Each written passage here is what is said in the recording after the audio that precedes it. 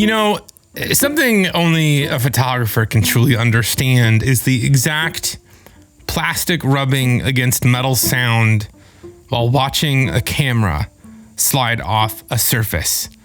Specifically, a tripod head 6 feet off the ground. I just made some of you cringe right now, didn't I?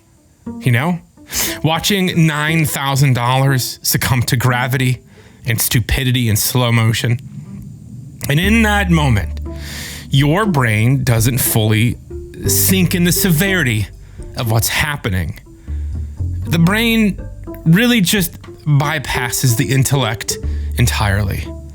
I call it the Neanderthal override. You know, when a predator lunged from the tall grass, our ancestors didn't just sit to process and think about possible strategic maneuvers.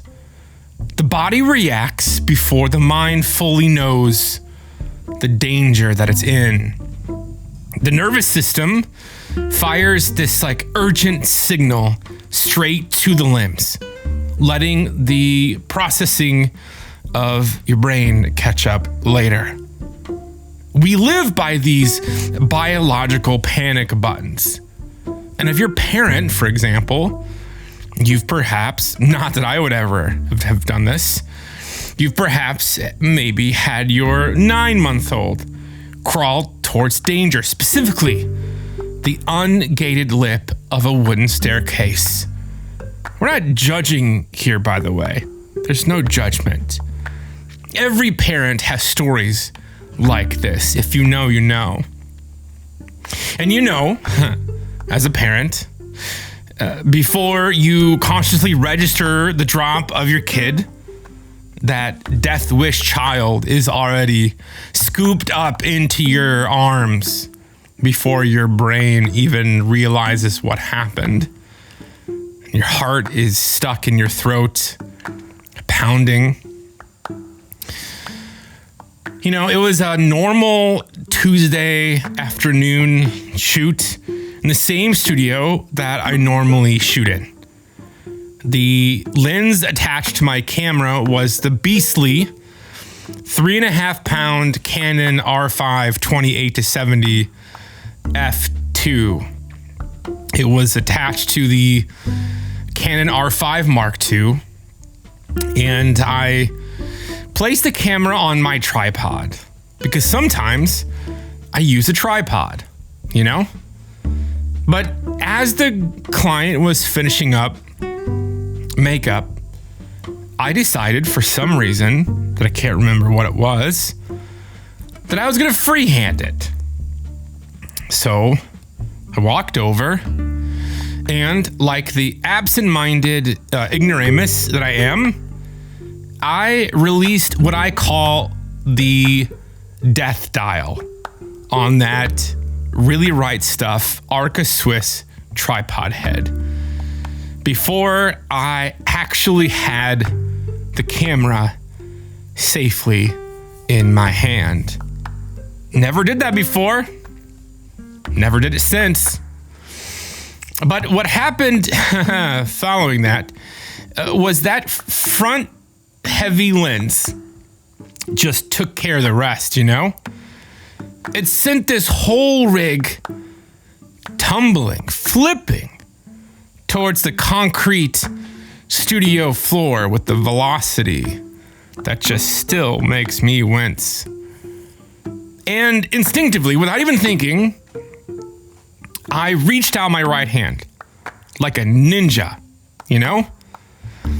And my middle finger, the tip of my middle finger took the weight of that camera and that lens together. The tip of my middle finger caught the bottom edge of the small rig metal camera cage that I use. And it bent it back so hard and so fast that it fractured the lower joint in my finger where it attaches to the hand. But I caught the camera, you know? The camera was safe. barely. And for the first few moments, there was nothing, right? There's no pain. There was just mild discomfort. And if you've ever had an injury like this or broken a bone, you know what I'm talking about. It's kind of the calm before the storm. But I knew what was happening. I knew that it wasn't good. I could feel something pop. You know, when you feel something pop like that, when it happens, you know that you're fucked.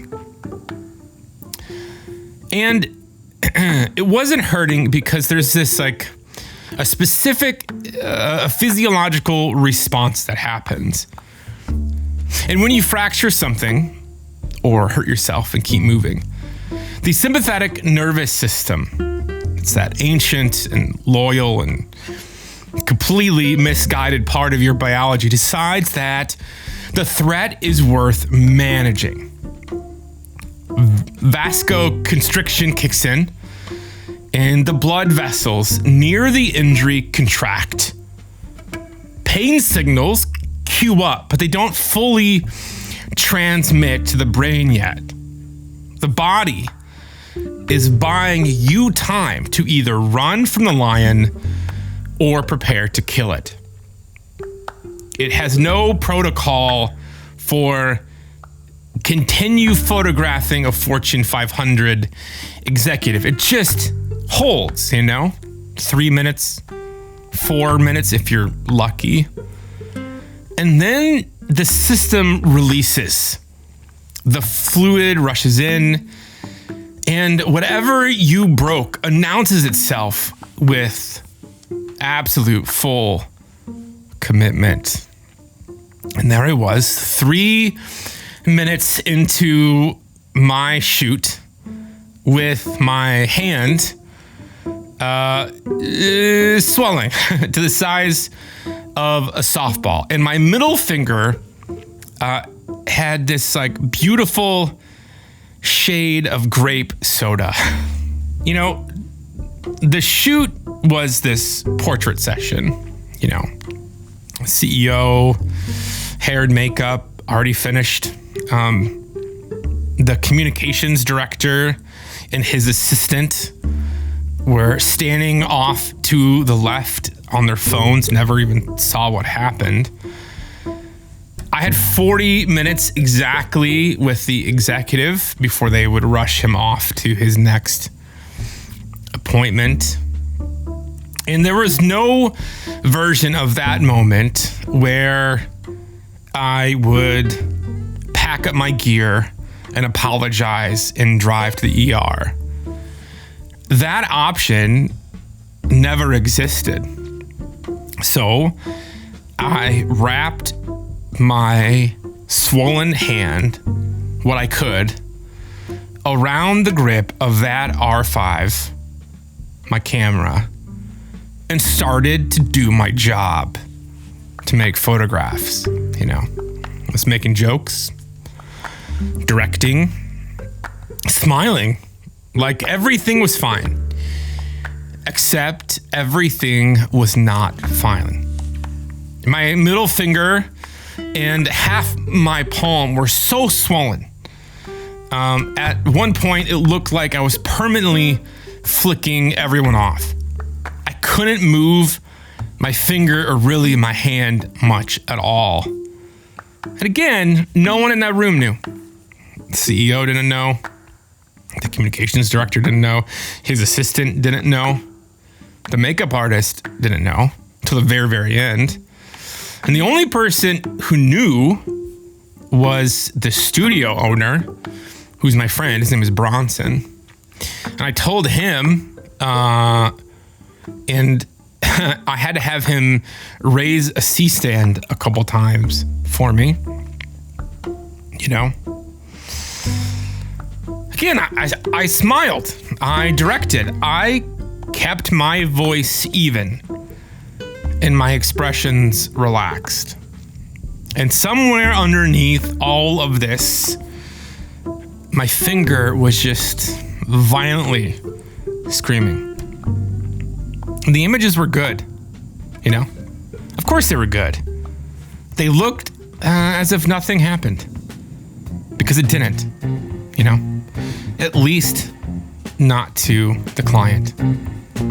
Well, my name is Patrick Four, and this is The Terrible Creative, where we have honest conversations about creativity, identity, and the parts of this life, the creative life, that nobody puts in the goddamn brochure. This is episode number 68, and I'm calling it Playing Hurt. So today, we are somewhere between what this job actually costs and what we tell ourselves it costs.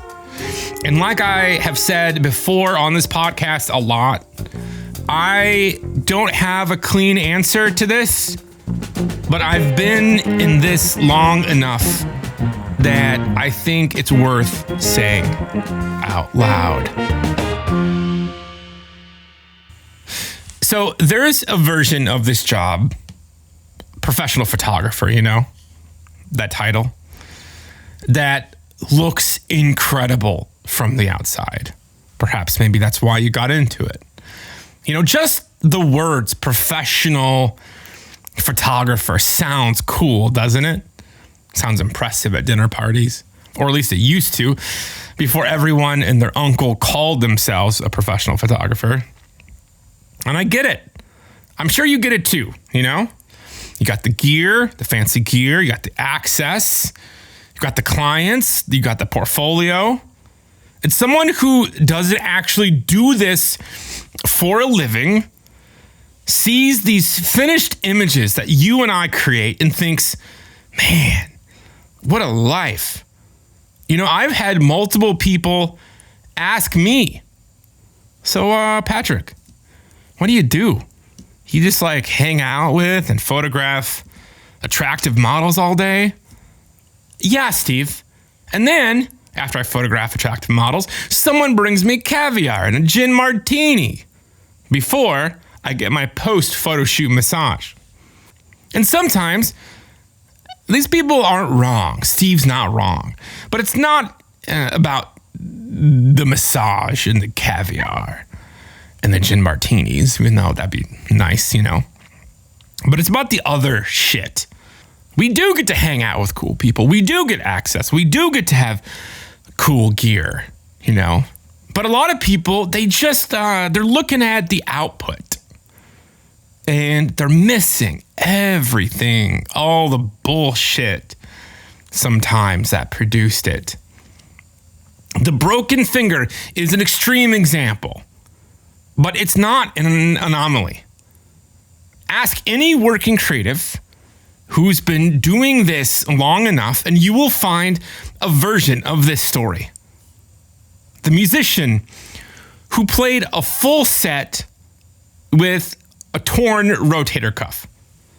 The graphic designer who delivered a brand identity or spread the week that their mother died. The writer who filed on deadline while running 103-degree fever because the alternative was having to explain to an editor why the piece was late.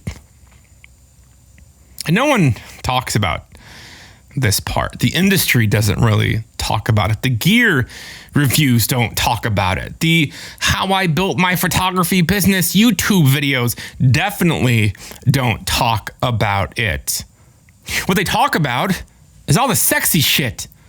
The inspiration, the process, the workflows, the clean, photogenic version of the creative work where the problems are interesting and the solutions are elegant.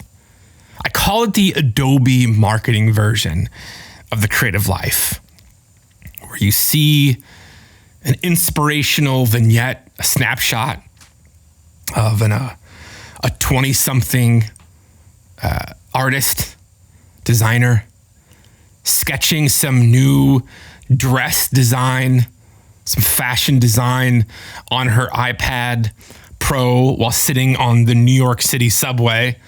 She's smiling, and when she reaches her stop, she puts her iPad in her fashionable bag, and she goes to meet clients at a cool, hip, trendy coffee shop where she passes what she's working around, and people are all impressed by what she's doing. You know, the sun is shining, the coffee is delicious, the creative work just feels like a dream. And hear me, I think sometimes that version of the creative life exists. I've had days like that. I've had days like, you know, where I just sort of look up and I'm so thankful that I get to do this for a living. You know, these days are real. And maybe it's not sketching dresses on a New York City subway, but you get the point, you know. But even these moments, these Adobe marketing moments, they're never the whole story. There's a concept that I just sort of keep coming back to when I think about what separates the people who last in this industry from people who don't. And it's a lot of times not talent-based. It's not even work ethic in the way that the term usually gets used, you know? Like a moral virtue. Like some people have just like more of a capacity for it than others. It's something closer to identity fusion. When the work is load-bearing, when it's not what you do, but who you are, the calculus around stopping the work, it changes completely. You know, the amateur gets to pick up the camera when it feels convenient, it feels good. And he puts it down when it doesn't, you know, when he doesn't want to, when he's bored, when he's sick, when he has better things to do. The work is a relationship that they can walk away from.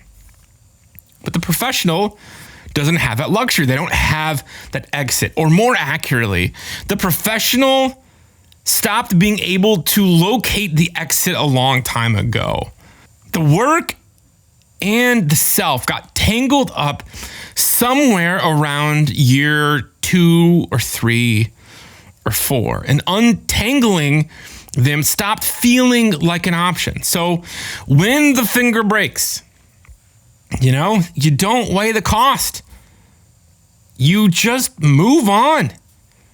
The body organizes around the pain and keeps going because, again, there's no version of you that knows how to stop. You know, I think I started learning this script when I was a kid, playing on a Midwestern Little League team and getting nailed by a baseball right in the ribs, you know, from a 50-mile-an-hour fastball, from a pitcher who looked more like 19 than 12. If you've ever been on a baseball team, there are those kids, you know. And it's in those moments when you just got a baseball to the ribs. As a batter, if you've ever played, you know, you raise your hand to tell the umpire that you need just a few seconds to absorb the impact. And everybody just in the ballpark, they just sort of get quiet. They're all watching you. You'll never forget that feeling. And you're standing there outside the batter's box, just trying to let the wind catch up to your lungs so you can swallow that pain.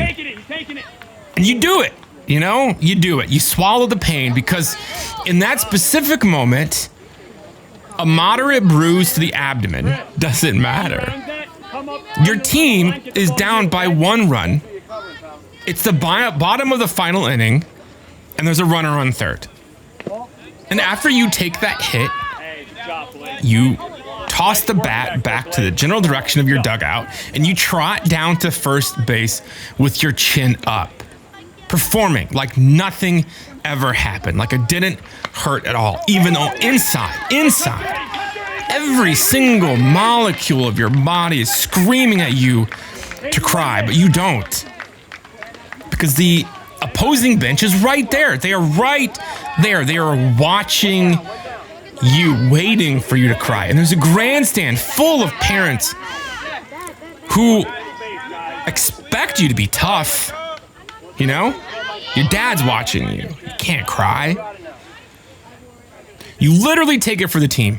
And you stand on that base ready to run, just like a bat out of hell, towards second base, praying that your teammate Sean makes it across home plate to tie the game. You are radiating pain from your chest, but it doesn't matter because you are desperate to be the game-winning run. And it is a spectacular, dangerous piece of human engineering, isn't it? As adaptable mammals, we possess this like terrifying capacity to completely override our own biological alarms. And even when the internal pain dashboard is blinking red like an obnoxious Christmas tree, our focus, our stubbornness, or our sheer stupidity can lock onto the objective and ignore the wreckage. We treat this ability to play through the trauma like a badge of honor. You know, we took our scars and we tell others it's proof of our dedication. And I want to be honest about the fact that I think it's also a warning sign. Because I've been freelancing for a while now, since 2022. And one thing that this life has made clear, this freelancing life has made clear, that corporate life really obscured, is how little margin actually exists. When you work at a company or an agency, a lot of times there's backup, you know? But when I'm burned out, or the invoice doesn't get paid by someone else, when I have $11 in my checking account and a $4,000 shoot to execute, those two facts exist simultaneously in the same body, and the client sees exactly, or should see, none of it. In that $11 situation, I want to pause there for a second. I want to stay with this for a second, because there's this like a particular kind of divided focus and irony that comes when you photographed some person of wealth while being broke. I've been there. Maybe you've been there. You know, you're standing in a room with somebody whose watch costs more than your car, and you're thinking about whether your card is going to get declined on the way home when you get gas. You're directing talent, managing light, running the shot list, and somewhere in the back of your skull, in a small, cold, very specific anxiety, is doing some math about your finances. And you smile, and you direct, and the images are still good. Of course they're good, because they have to be. That's the job of the professional.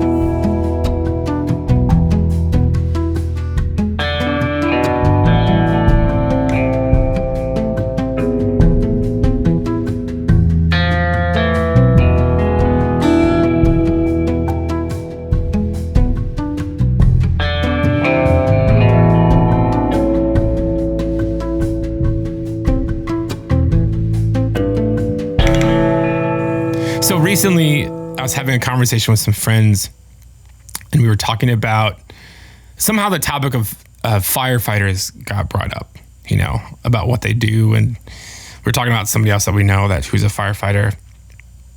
And Have you ever like said a thing, but it's just really like a code or a way to mask something below the surface, you know? I said something that I really wasn't planning on saying, but I feel like I've been thinking about this for the past year or so.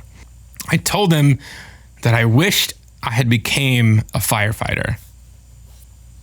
That I wanted the clarity of the job, you know? To understand the job, to walk in every single day to that fire station and understand what the assignment was. That I was thirsty for it. These are the words that I use. I was thirsty for it these days. Because really, it's true. A firefighter climbs onto a truck, completes the shift, and then steps off. The fire is out or the fire isn't. And again, I'm vastly simplifying the job of firefighter. I have no idea what they actually do on sort of the margins. But I understand the core of what they do. They put out fires. The target of the job of firefighter, it stays physical. It doesn't change its mind about what it wants to be. The scope of the job is pretty goddamn clear. You wake up every day understanding the objective. You can build a very sustainable career on predictable patterns. And even in the midst of chaos and danger, there are patterns, you know? Fire is incredibly dangerous, but it's predictable. You know? Houses have been burning the same way since the beginning.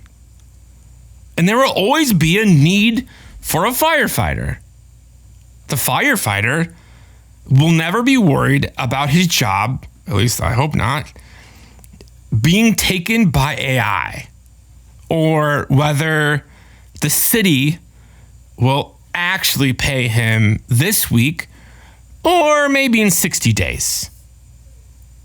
But the creative life doesn't work like that, as you know. Target moves. The definition of what's good changes. The client who loved your work last year, sometimes last week, wants something different this year or this week and isn't entirely sure what. You wake up some mornings and the thing you were certain about yesterday has just sort of gone limp overnight. And you still have to show up. You still have to perform at full capacity. You still have to smile. You still have to direct. You still have to make the jokes. You still have to keep your voice even. And there's no shift. There's no clock out. There's no moment where the fire is definitely out and you get to go home and decompress with people who understand what you just walked through. There's just the next job. And the next job is always different. And here's what nobody really tells the people romanticizing the creative life. Being a professional creative doesn't mean you do the work when you're inspired and take a break when you're not. That doesn't exist for the professional. That's actually the amateur version. That's the version that looks good in a YouTube thumbnail or a college brochure or in Adobe marketing.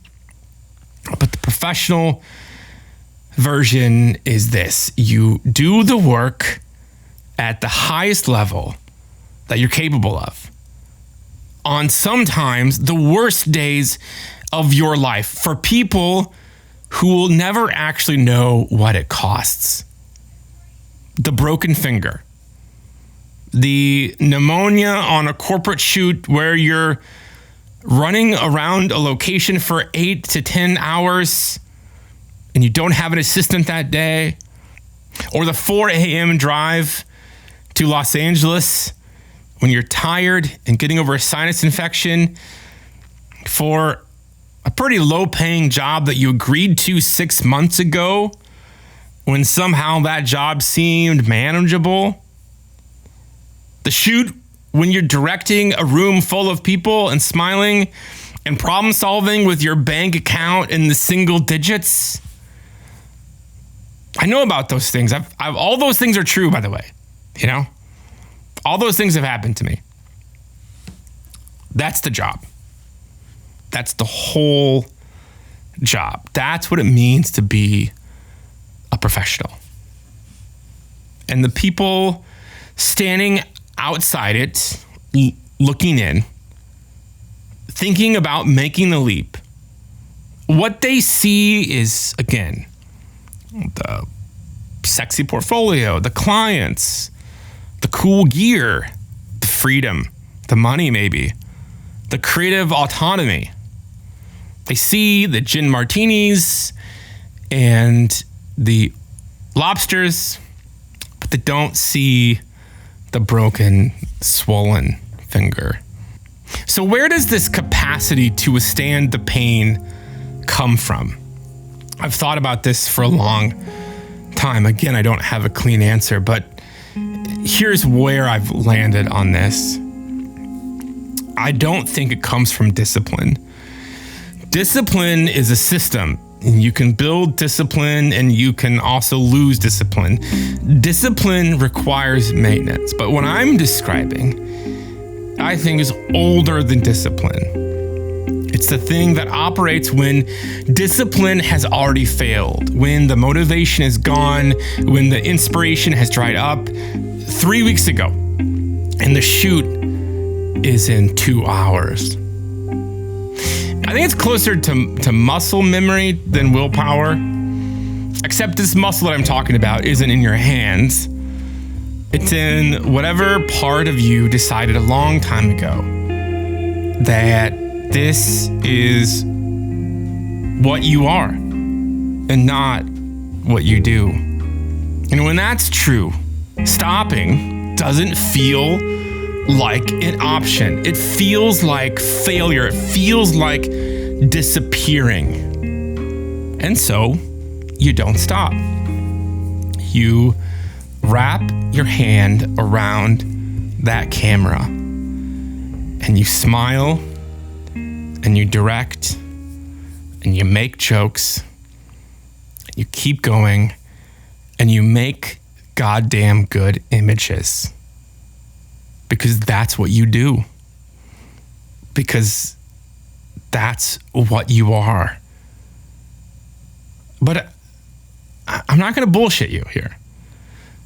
There is a cost to all of this.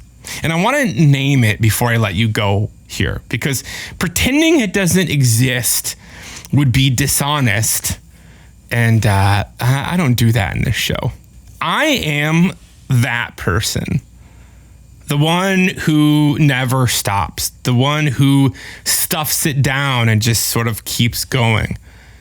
I've built a version of myself around the capacity, and if I'm being honest, I'm fucking proud of that. Not in like this like chest puffing way, but in a way you are proud of something that costs you something real to develop. That person is also running on something finite, because the body, as you know, keeps score. The accumulated weight of shooting through sickness and pain and financial dread and grief that you set aside because you have a job to do. That, all that energy, all that stuff inside of you, it doesn't dissipate, it doesn't disappear. It just relocates. It finds somewhere to live inside of you, and it just sort of takes up shop and waits. Recovery isn't a protocol, you know. There's no like system for this. There's no checklist. There's no optimization. And what I found is that it happens in these spaces after. Sometimes it happens in the quiet drive home. from the shoot, where the adrenaline is still burning off and the radio is just too much. So you just drive home in silence. It happens the day after delivery when you can finally feel the weight lift of what you actually carried the whole time. It happens over drinks or a meal with other creatives where you tell the story of the busted finger and the CEO shoot, and everybody at that table, they cringe a little bit, they laugh at the same time because everyone has a version of their own story, and you laugh and they laugh. And the laughing is the processing. The pain becomes part of the story.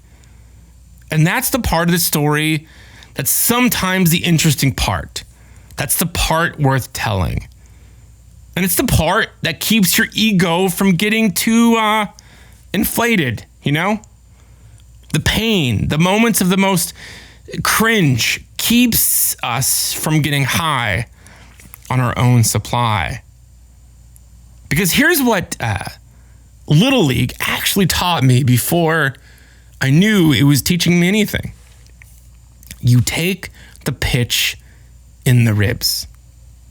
You raise your hand, you take your 10 seconds, you let the wind catch up into your lungs, and then you trot down to first base with your chin up like nothing happened. And inside every single molecule is screaming, outside though, you are ready to run. That's the job. That's been the job since you were 9 years old in a Midwestern town's batter's box with Sean on third base and a grandstand full of parents watching. You don't get to fall down. Not because someone told you not to, but because there's a runner on third and the game is not over. And hear me, you can't prepare for playing hurt. You discover whether you can when that moment arrives. What you can do is give yourself permission afterwards to feel what it costs. So I want to leave you with this. Forget about performing resilience, Skip turning the trauma into content or a personal brand or a hustle culture thumbnail. Just sit with the fact that it was brutal. It hurt. It was painful. It sucked. But you did it anyway. And let that mean something to you, even if nobody else on this planet ever validates it. Even if that validation is just a quiet hour alone at the park, sitting in the grass with your dog, where nobody is asking anything of you or any deliverable or asking you to call them back, just alone with your thoughts in the grass with your dog. Those moments mean everything. The joint in my middle finger still clicks when the weather changes, the atmospheric pressure changes here in San Diego. And that day of the shoot where I busted my finger and I still had to do it, I didn't go to the emergency room during the shoot. I waited until the shoot was done and the client, we ended our small talk and we shook hands with my left hand. And the gear was packed. And it was only then where I decided that it was time to go to the emergency room and get it taken care of. Not during the shoot. After. Old habits are a hell of a thing to kill. Well, until next week, my friends, stay curious, stay courageous, and stay terrible.